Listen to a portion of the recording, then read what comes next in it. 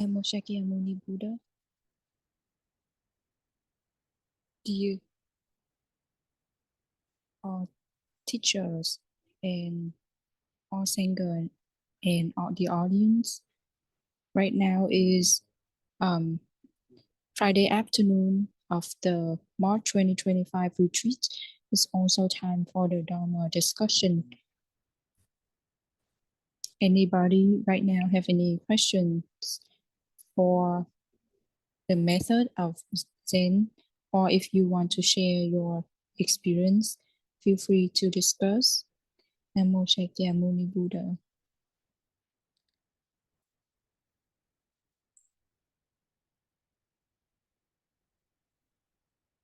Nam mô Bổn sư Thích Ca Mâu Ni Phật. Kính thưa quý thầy, quý sư cô, cùng toàn thể thiền đường đại chúng. Dear Master, I have a question, maybe because I misunderstand. Could you please explain more? In the first day of the retreat, I heard Master Swenji taught us that we should learn about the emptiness of prajna, while you taught us that we should only know about the Huatou question.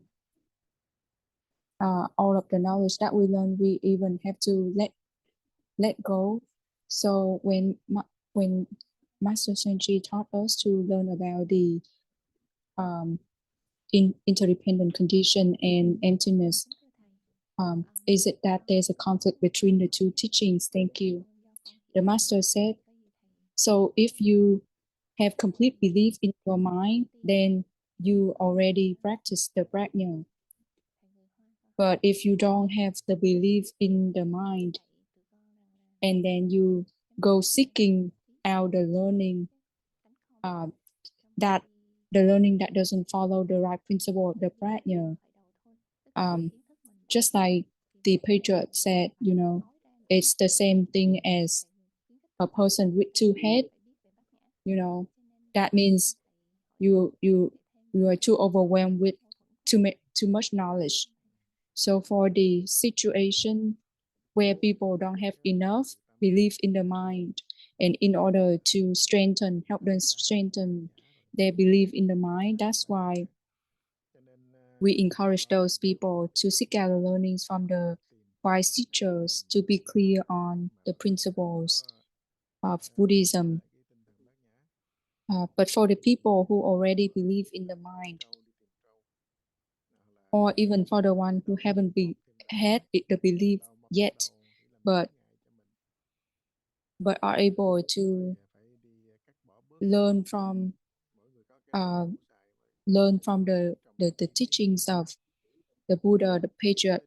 Even when they practice, they have to put down those knowledge. If they try to hold on to those knowledge, that will become an obstacle. It seems like conflicting teachings, but actually, if you practice, when you practice, then you have to put down everything else. If you don't know how to use the skillful means in the right way, you might end up get stuck by the skillful means. That's why the Buddha said all of the dharmas that he taught is like the finger pointing at the moon. We have to look at the moon, not look at the finger. If we try to analyze the fingers, thinking that the finger is the moon and doesn't know even what it is, and misunderstand the true meaning of the Buddha or patriot, then that would be very unfair. We don't discourage people to believe in or learn the teachings of the Buddha and the patriot, but what we want people to know is to be able to apply them correctly. So if we are not clear on the principle of the prajna, then we have to seek out the learning from the wise teachers so we can be clear about the skillful means and are able to put it to use in order to see the self nature. For example, even for the people who believe in their mind, when they start practicing patriot Zen, they have to also follow the right principle. So the Hoa Thou question is still the finger, while the Hoa Thou is the moon, where we want to find a direction to. If we just cling on to the Hoa Thou question, then that would be considered residing or to investigate the tail of the world, not the Hoa Thou. We have to target the Hoa Thou, not target the Hoa Thou question. So our patriot taught us very clear on that for us to practice. And once we reach Hoa Thou, then we don't get attached to any thought anymore. Just like the Buddha said in his sutra, the Dharma, eventually we have to let go, let alone the non-Dharma. So when our practice reach the achievement,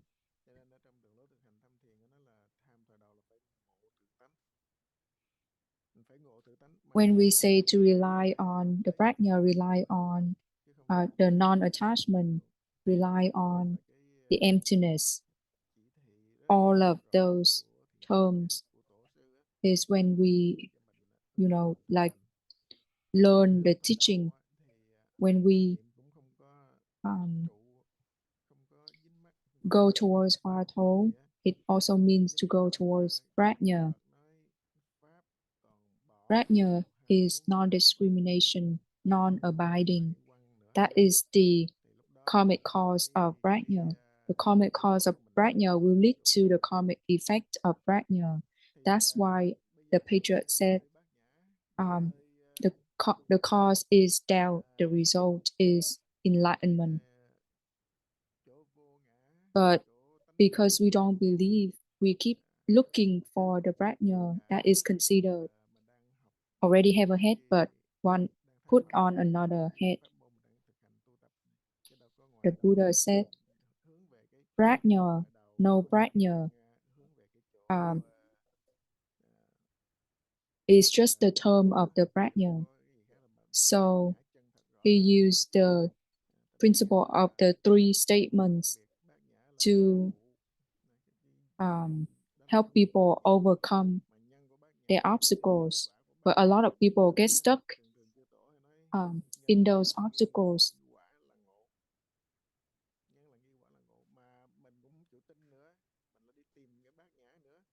We tend to be very infatuated by, interested by a lot of terms like nirvana, prajna, the Hoa Nghiêm Sutra, etc., because they sound very like special.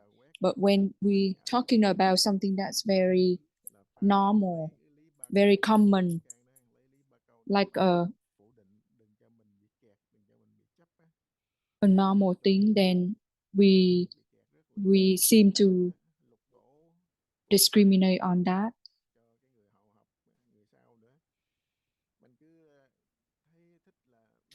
The sixth patriot also said, if we don't know how to use the skillful means in the right way, we will get stuck by that skillful means. So the purpose of reading the sutra is to strengthen the mind, not to increase further knowledge. If we want to seek out more knowledge, it's just like already have a head and look for more head. You understand my talk? Hoàn cảnh, please. Namo Shakyamuni Buddha. Dear your teachers and all Dharma friends. I remember our late master said, Zen keep saying, hearing when not haven't hearing, haven't heard, seeing when haven't seen. And I remember the world honor one said, the seeing and hearing of the sentient being towards everything has already been a sickness for countless lives. Could you please explain how we should apply this teaching into the practice? Thank you. The master said, the teachings that were taught is actually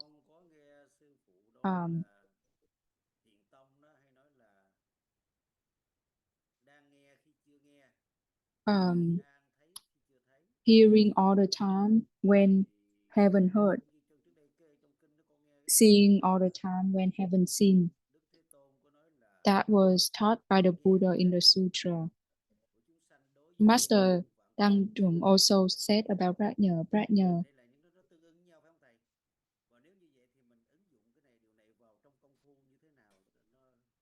About the four treaties of Master Đăng Chiều that was complimented, that was praised by another patriarch. But Prajna,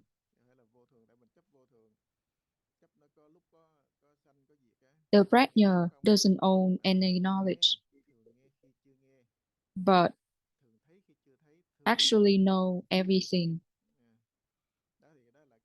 Or the Prajna doesn't own any knowledge, but doesn't have anything that it doesn't know. That is similar to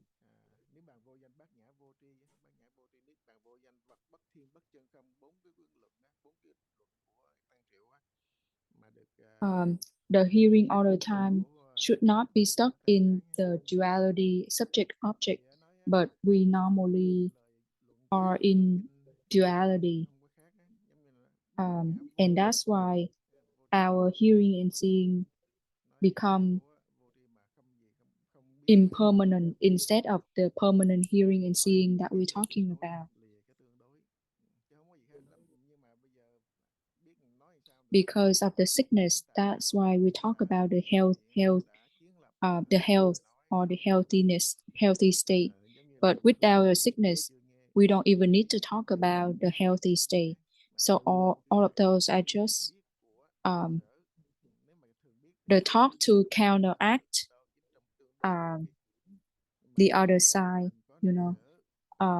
we practice Zen to overcome, transcend duality. When we talk about non-birth, we also talk about the principle of prajna, and also talk about form is emptiness. Our practice, we just need to put down the attachment. We just need to stop the false mind. But a lot of people keep claiming that I don't have attachment.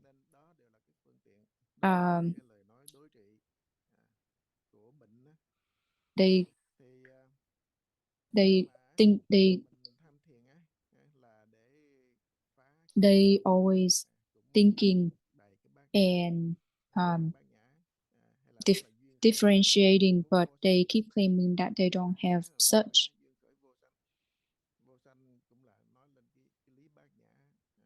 The page is very clear about it. We have to practice and strengthen the mind and practice in the right way of the Buddha and patriarchs for us to eventually reach liberation, so that we don't get tied up by those terms and names and making us confused. You just need to practice gradually. You will be able to digest all of those names or terms. Thank you, Master. pháp tuệ. Sư cô pháp tuệ, please. Đối với lại cái tổ sư thì người ta rõ ràng. Namo Shakyamuni Buddha. Sự tu tập. Dear Master, all teachers and all Dharma friends, today is the sixth day of the retreat, but I feel like today is the right condition for that. Would like to seek out your Dharma talk for me and my own family. Today is our memorial day of the passing of our father, the first memorial day of the passing of my father. Originally I didn't want to bring it up, but I feel like this is the right condition to talk about. So if we have the belief in the practice that we do, so then doesn't matter how old we are, as long as we're willing to practice well, we will be able to overcome the suffering of birth and death. My experience when I witnessed my father experience death, things I will feel really grateful for you to give him the Dharma talk. I was lucky for him to be able to listen to your talk at the end of his life, and it was lucky for him to give rise to the thought of practicing and focus on the practice and learn Buddhism. So I would like to for you to talk more about this to help us, give rise to the gratitude mind. Namo, thank you, Master. Namo Shakyamuni Buddha. Is it the first memorial day of your dad? Okay, it's the first memorial day of Sư cô Pháp Tuệ dad.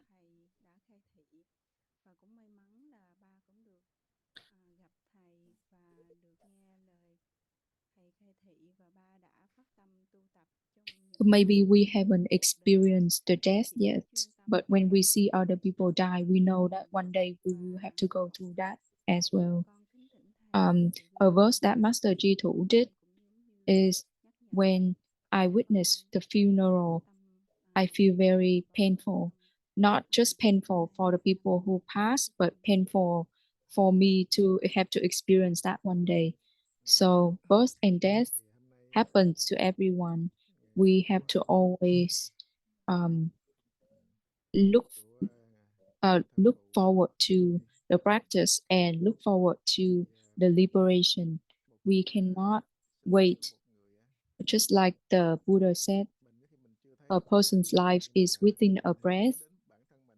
Or there was another verse from the Patriot, don't wait until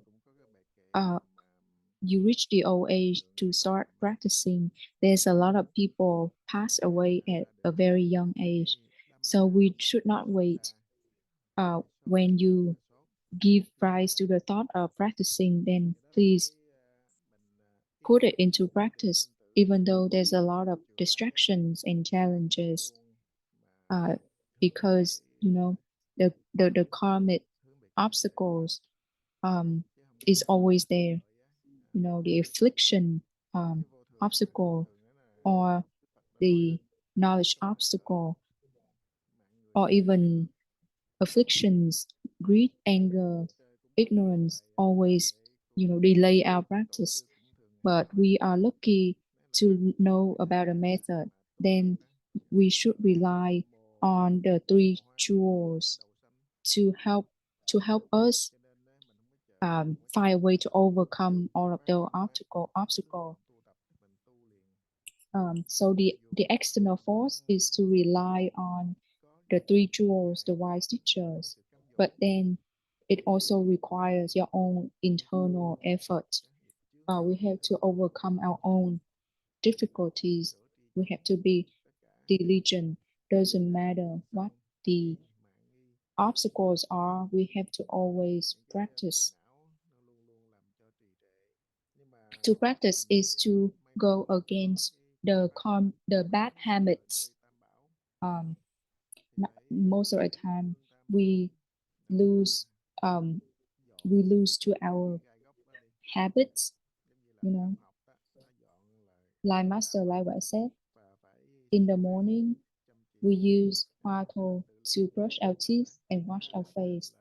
In the evening we use hoa thô as a pillow and as a blanket to sleep. What it means is to practice morning and night. When we hear that, we feel very excited, very encouraged, but then we're still not able to put it into practice. Even when during the meditation time, we still get distracted. So we have to be serious about birth and death, and have to know that death can come anytime, or the sickness can be here anytime, or the suffering, that we have to go through. We have to be clear that it was caused by the karmic force. There's no ultimate bliss in this life, so we have to practice well. And if we do great cultivation, it's the best way to pay gratitude to the three jewels, to our parents from countless lives, and to all of the supporters of the temple. Only the cultivation will help us, pay the gratitude to the end. Even if we do a lot of ceremonies on the Memorial Day, it still cannot compare to diligently practice on liberation. And if we are able to reach liberation, we can pay gratitude to not just our parent of this life, but our parent of all previous lives, and also pay gratitude to all sentient beings. That is called genuine gratefulness. So, like parents and children have a very great conditions to become a family. He's talking about one of the master. When he was little, he wanted to become a monastic, and his mom encouraged him to try to cultivate well, but he kept wanting to come back home to visit his mom, but didn't want to focus on his cultivation. And then one time, his mom kicked him into the river and told him that you have to be you already become a monastic, you have to practice well.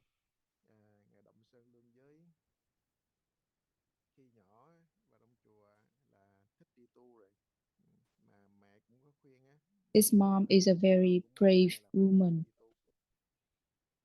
She wants Master Động Sơn to one-pointedly focus on cultivation. And when he returned to the temple in the mountain to meet his master, even though the mom missed him a lot, every single day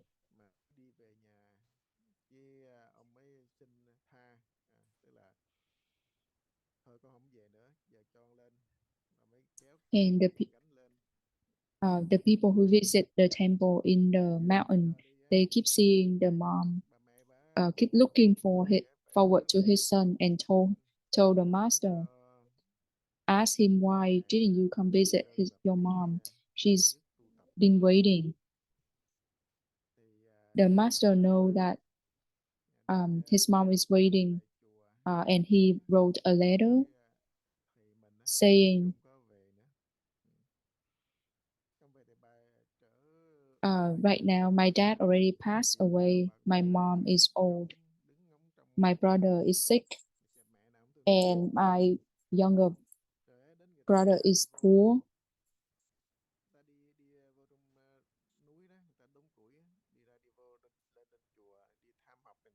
Sorry, this is the letter from the mom to the master. First, he wrote the letter first saying, Mom, please don't wait or look for me. I only want to come home once I attain the way. If I don't attain the way, just consider I already died when I first born. And the mom wrote a letter telling him, at home, your dad passed away, I'm old, your brother is sick, and your younger brother is poor. I don't want you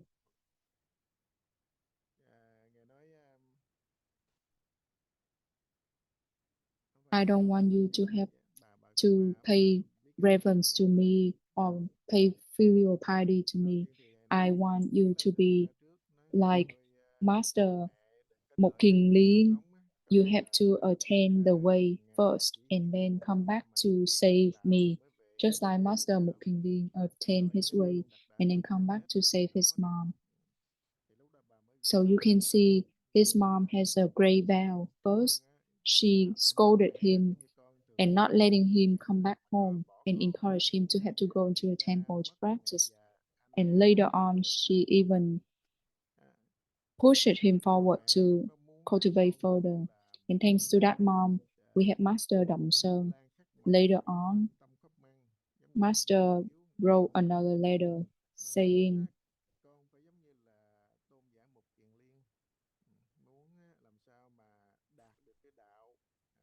telling his mom, please don't wait. I will only come back home when I attain the way. If I don't reach enlightenment, I won't come back home. So you can see the exchange of the letters between the mom and Master Đậm Sơn very special, making us, the later learner, even feel ashamed because we normally feel, very easy to get excited and, procrastinate instead of being diligent. Then we feel like we didn't pay gratitude to our parents. Another story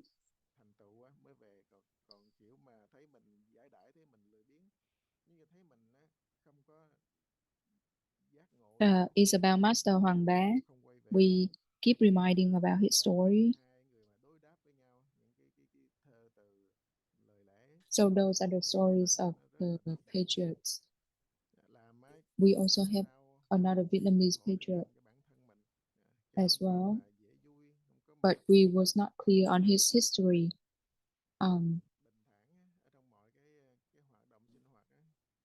That's why we don't want to mention the story here. But in general, it was talking about Vietnamese Zen master that reached enlightenment.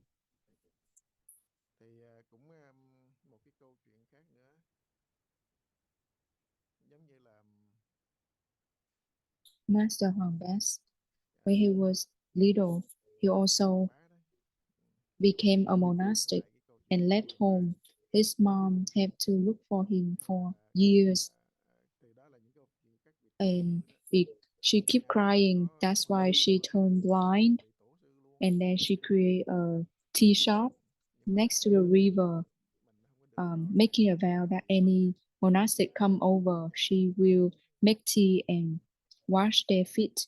But the purpose of her washing people's feet is to be able to recognize her son,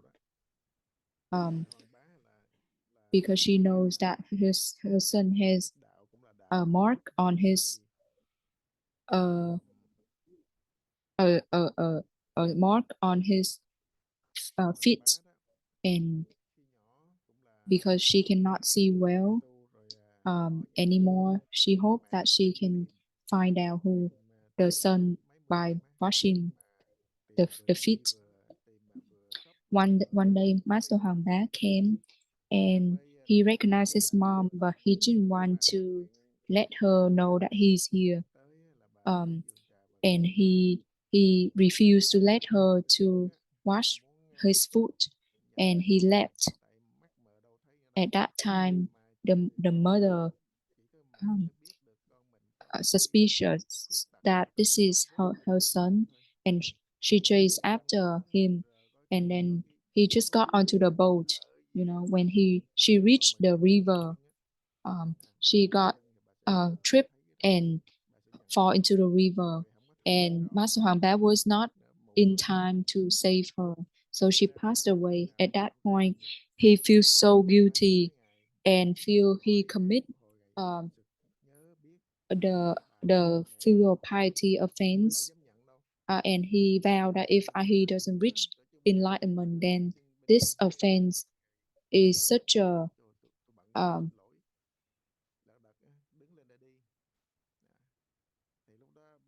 great a bad offense. So he make a vow to practice until he reach enlightenment. Or the story of the sixth patriarch also is about the parent. If the children truly wants to be filial to their parent, then you should use your practice as a way to pay gratitude. So the genuine practice is more than anything else. So thanks to this opportunity, we just want to bring up, the stories of the patriots, to talk about they were able to reach the way, attain the way, thanks to the conditions created by the parents. So if we just create a lot of ceremonies, even if it's like fancy ceremonies to memorize our parent, it's not as it might just create even further karma. But it's better to use the practice to memorize our parent. Thank you, Master.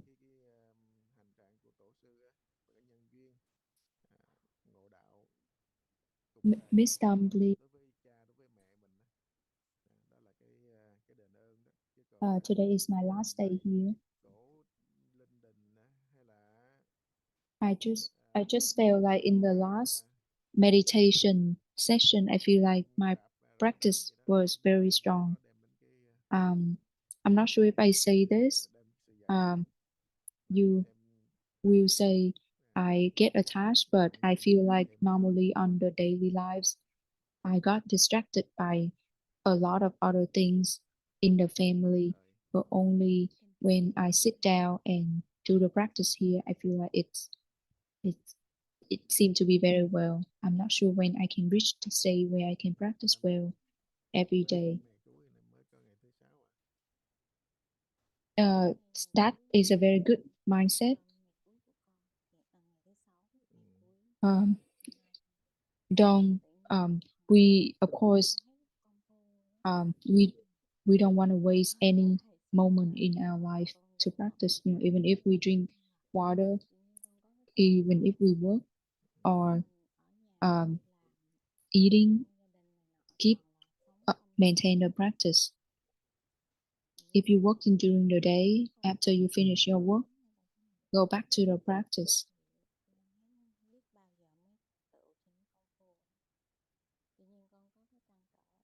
That is the thought you have is the thought of determinative thought of learning, cultivation, determinative thought of liberation. That is also a form of doubt.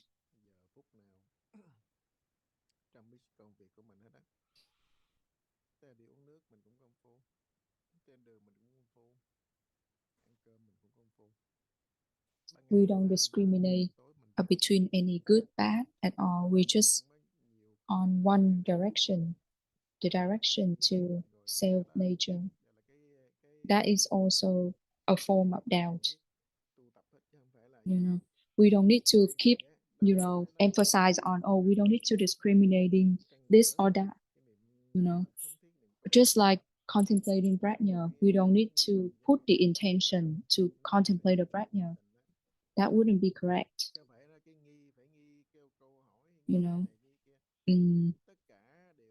Like the prince, the Buddha, when he was the prince, nobody taught him. He was able to see to see things when he was little.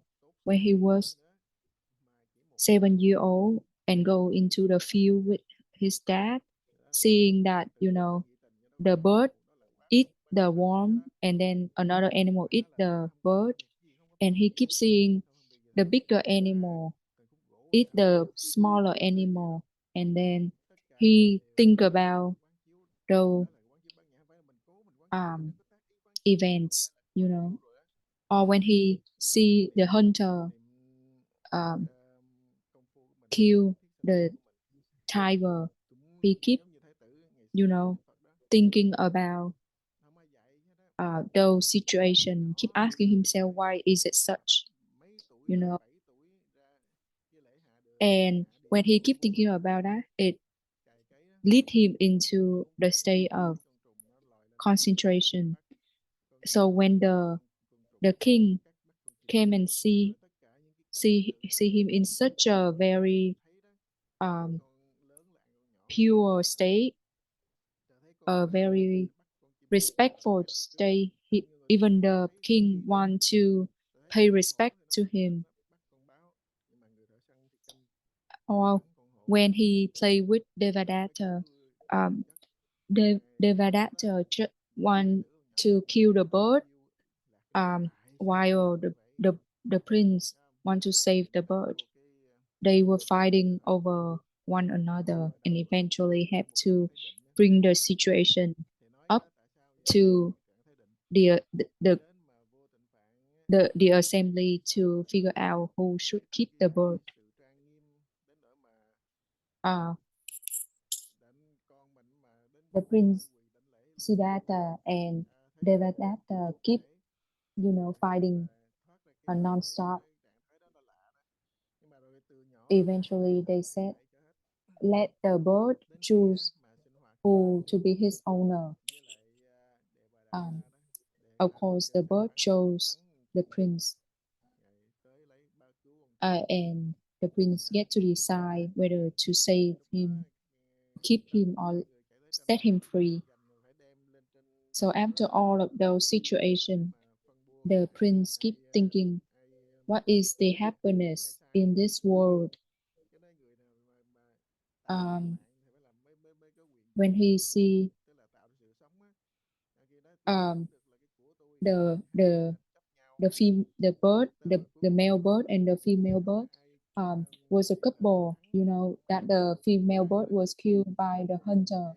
Then the male bird feels so painful that it also commit suicide. And then he figured out even the worldly love is not true happiness. So no one even taught him. He just figured out himself naturally. So those come very natural for the wise people.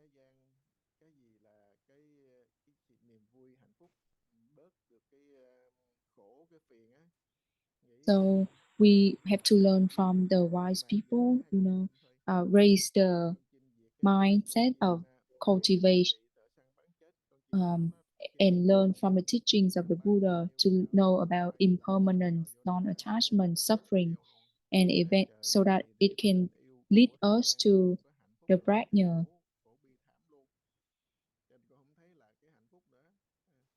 and lead us to the practice. So if you have a determinative thought, that is good.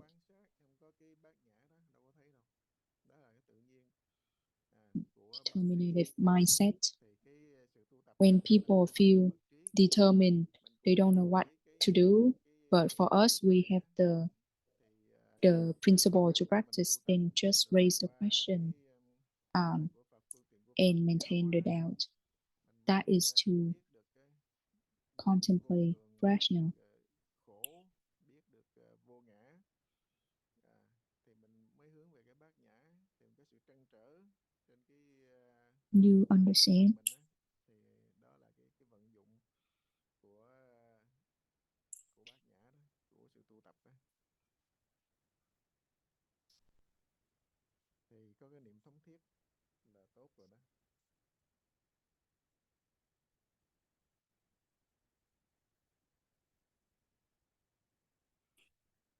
It's also time for walking meditation. Goodbye, everyone. Namo Shakyamuni Buddha. Đó là đang quán chiếu đó.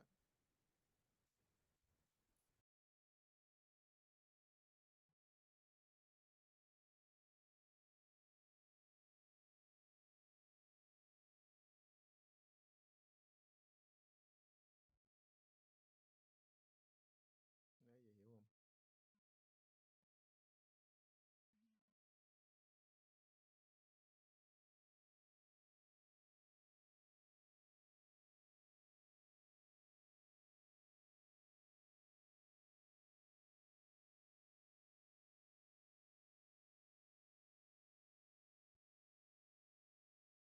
Rồi bây giờ tới giờ đi thiền hành, rồi ăn cơm chiều. Kính chào quý thầy, quý sư cô, quý bà đồng tham. Nam mô Bổn Sư Thích Ca Mâu Ni Phật.